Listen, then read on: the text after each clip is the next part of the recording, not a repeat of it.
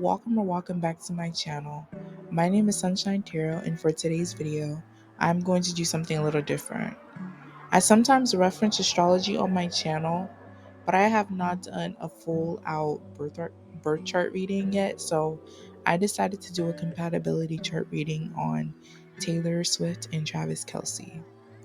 I have done a reading on Taylor in the past and has been doing pretty well. So I thank you for that. And I touched on the relationship a little bit in that reading. And honestly, looking at their placements, many things I say in that reading is confirmed by their placements. So to start, partner A is Taylor Swift and partner B is Travis. Taylor's sun is in Sagittarius and Travis's sun is in Libra. She is a Cancer moon and he is a Sagittarius moon. His Venus is in Scorpio, while hers is in Aquarius. Now, before I move forward, I want to point out her Venus placement first. When I did the reading on Taylor Swift, someone asked me if she liked women. I said I don't feel her liking women. But if she did, she wants them to be more successful than her. I also called her shallow because I also say in the card she's willing to date a man that is less successful than her. And this led me to say no because, in my opinion, if you are that shallow towards women when you are courting them, I don't think you like women. But again, we don't know these people. We don't know these celebrities personally, and might I add, this video is for entertainment purposes only. And I made these claims before I took a good look at her birth chart. But stereotypically, people with the Venus and Aquarius are likely to be fluid in their sexuality, from what I've experienced.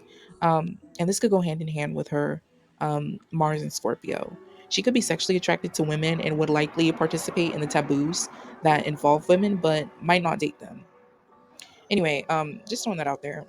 Followed by her Mars in Scorpio. Travis's Mars is in Libra. Both of their Jupiter, Saturn, Uranus, and Neptune placements are in Capricorn, which is fitting because these are generational placements. So people that were born around the same time as them have the same Uranus, Neptune, and Pluto zodiac signs. Lastly, their Neptune is in Scorpio. Um, since this is a love compatibility chart reading, though, we're going to focus on specific placements of these two to determine their compatibility. So, like I mentioned before, Taylor is a Sagittarius and Travis is Libra. Just to be clear, your sun sign is basically your main sign. It signifies your image and your self-expression. When it comes to Sagittarius women, they are fun, outgoing, optimistic, great sense of humor. They have a nurturing side to them, making them great for domestic roles like cooking and cleaning and taking care of pets and children if they have any. Um, and children if they have any. They are all in all they are all in all great friends to have.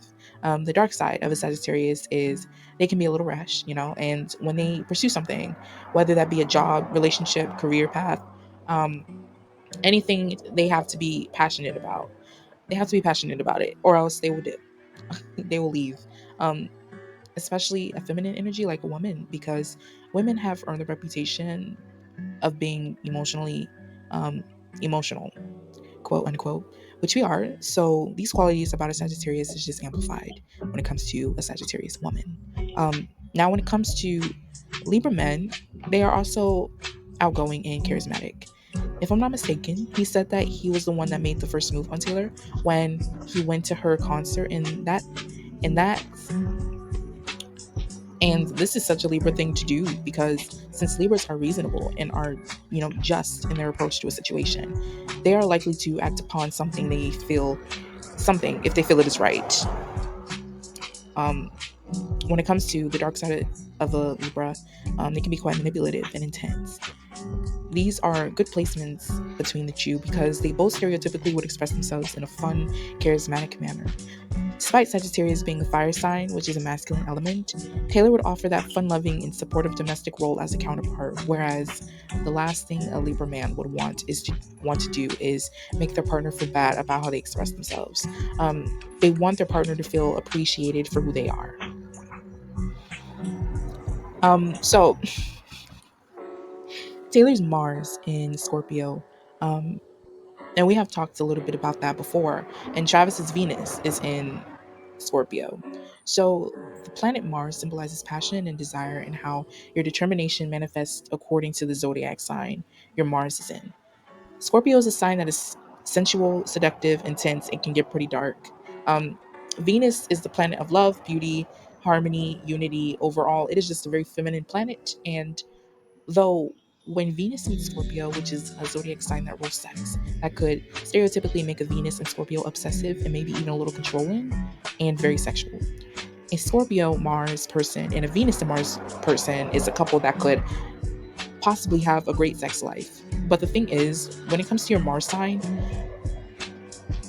you're not really put into your Mars sign all the time, despite it being an active planet in your birth chart.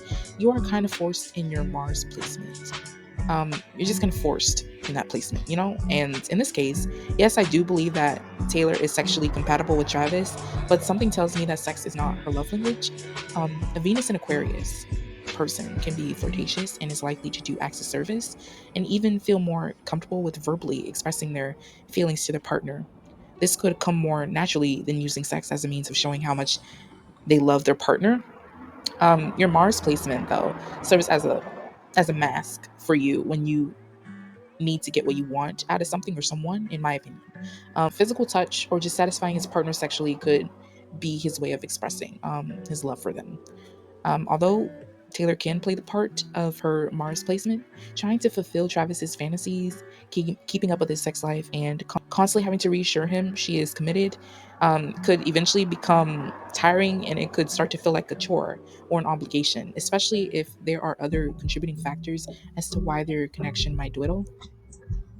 I believe I believe in the Taylor Swift reading. I mentioned that Taylor's Taylor sometimes does feel like Travis doesn't take things seriously. Sometimes this is 100% understandable because he is a Sagittarius moon, and your moon sign is your emotions and how you respond to situations. I said before, the Sagittarius sun to me is the Gemini of the fire sign. Sagittarius moons can sometimes fail to realize the seriousness of a situation, and trust me, I know. My sister is a Sagittarius moon, and I am a Sagittarius, and I am a Scorpio moon. And even though I can joke around sometimes, I don't want to joke around. So sometimes I just want to be serious, and so I understand Taylor. However, Travis does have a serious side to him. As a matter of fact, his Mercury is in Virgo. Mercury is the planet of communication. To me, Mercury is also your practical downloads that you receive from your higher self or spirit. Um, I have established on my channel in my God reading that spirit communicates to you through your intuition. While with Travis's Mercury being in Virgo, this could make him practical and perceptive, not only when it comes to matters of the heart, but also when it comes to business as well. Now, Taylor's Mercury is in Capricorn. Capricorn is a cardinal sign. Cardinal signs are said to be the innovators of the zodiac, whereas Travis's Mercury is a mutable sign. Mutable signs are the adaptive ones, which these zodiac signs mark the end of a weather season. What this means for the both of them is that Taylor likely gives Travis the motivation to keep going in whatever he puts his mind to, because Swift is likely more of a doer than a teller. Um, she may actually give him great advice and vice versa. Um, I would not be shocked if they confide in each other for advice about business or how to appropriately tell someone they don't like to leave them alone. Though, again, their approach to handling matters might be a little bit different. Arguments could arise because one is more complacent or avoidant than the other. In order to maintain a balance between these two, they must learn how to maturely and effectively communicate with one another so that they could both understand where the other is coming from on an emotional standpoint as well, because these are both earth signs, the opposite from the water element, which represents the emotions. If they learn to have mature conversations in the midst of a disagreement, this could keep arguments at bay. Something also I noticed is their Jupiter placements. Travis's Saturn is in Capricorn and Taylor's Mercury is in Capricorn. Okay, so Jupiter talks about expansion, fortune, good luck, and growth. When you want to analyze how you approach going about success, whether that be in school, work, finances, love, your Jupiter is a great place to start. You have a Jupiter in Cancer, stereotypically you might struggle to be realistic with your goals, and or you might struggle with grounding them depending on your Mars sign or Sun sign. In this case, both Taylor and Travis might have this problem, and it could kind of seep into how they treat each other. Given that these two both share a Jupiter and a Saturn placement, lets me know that they are living out karma in this life surrounding their careers and material gains. Looking at Travis's placements, he is likely to be hyper focused on the goals that he set for himself.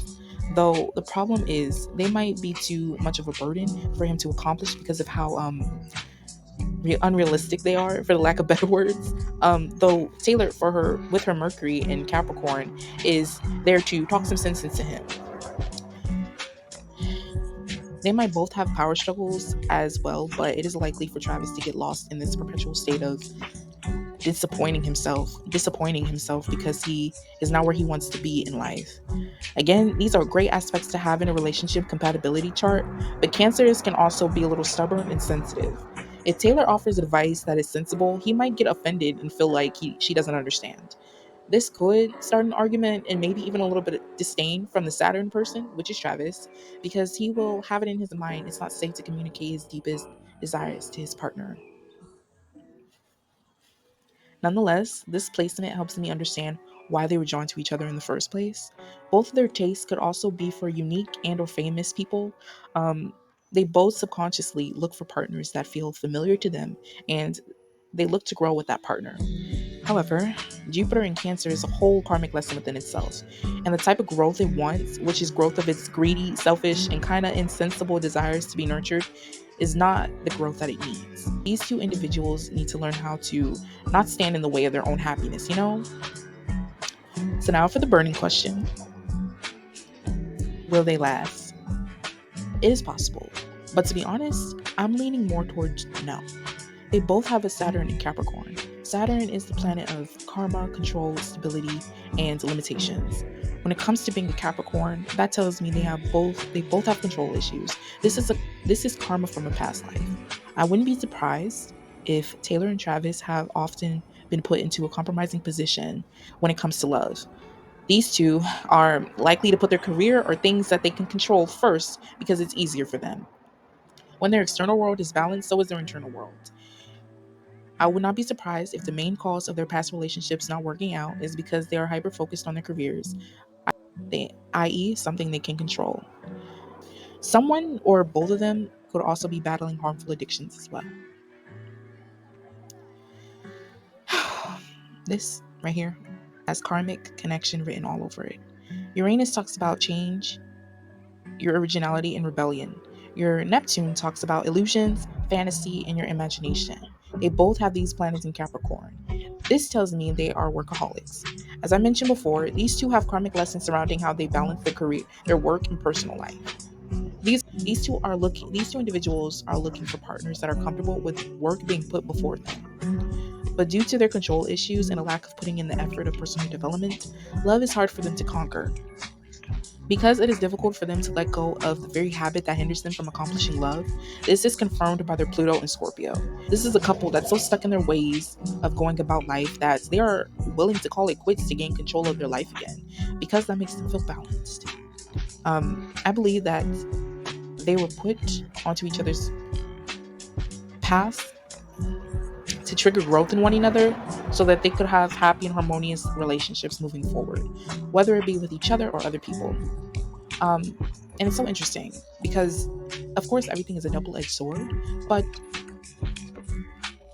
I believe that this connection is karmic because it's like their positions, the their birth charts are so, the placements on their birth chart are so intricate and so high and low. These two placements have really good aspects and they also have really bad aspects, but they're so drastically high and they're so drastically low that you could go either way, you know, with if is this couple going to last or not. And it's up to them, honestly. It's up to them whether they want to change. And I honestly wish them the best.